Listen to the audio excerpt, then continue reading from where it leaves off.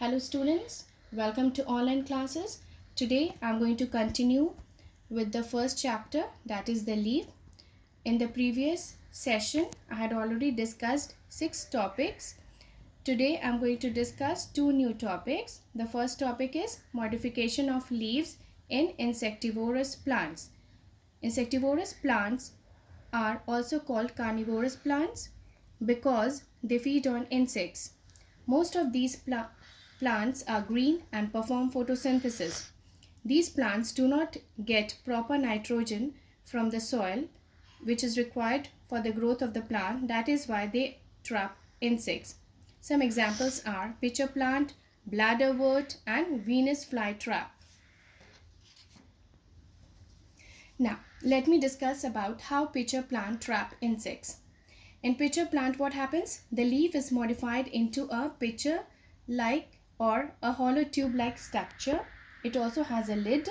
When an insect falls inside it, the lid gets closed. The wall of the pitcher has hair also, and the insects get trapped in it, and it is not able to get out of it.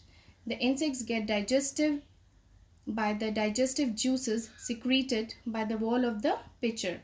The nutrients are absorbed by the wall of the pitcher and used by the whole plant.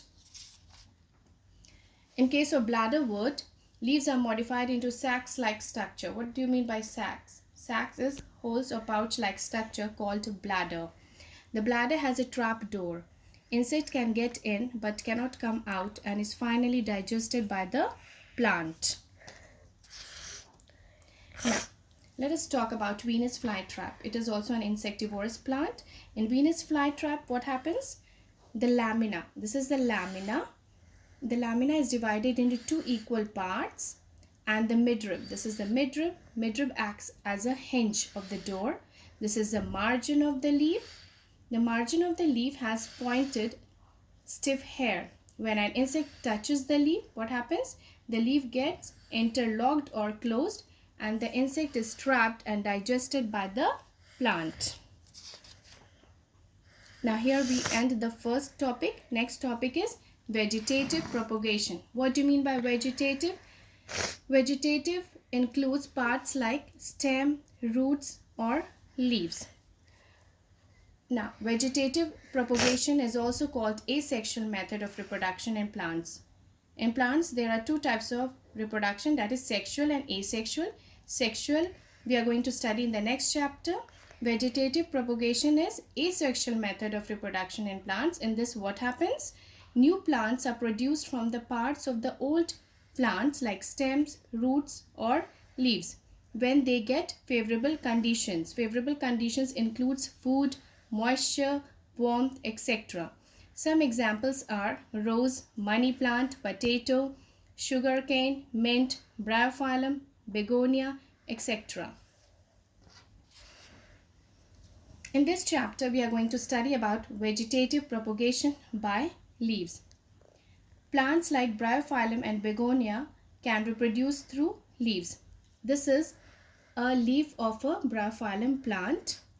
In this, we can see that there are buds on the margin of the leaf. When a mature leaf of the bryophyllum plant falls on the ground, each bud, can you see this? These buds, each of these buds grow into a new plant. The same thing happens in case of cactus plant.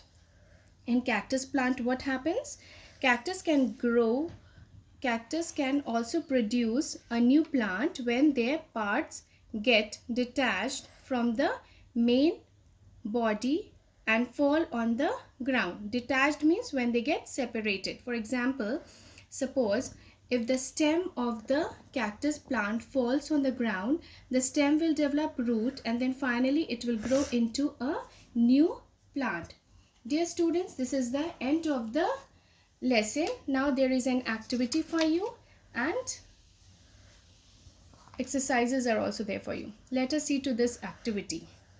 This activity is to show transpiration in plants.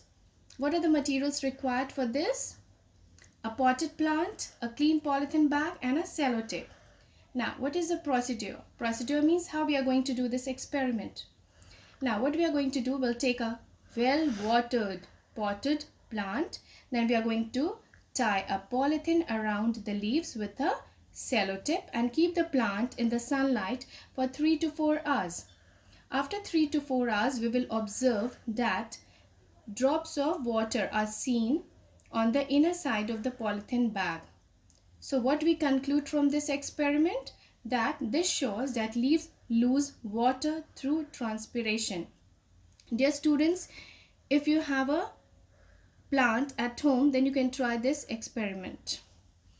Now, next we have exercises for you. I request each one of you to kindly do these exercises either in a sheet of paper or in any of the rough copy, so that, because these exercises are very important, these can come in your exams also. Thank you so much.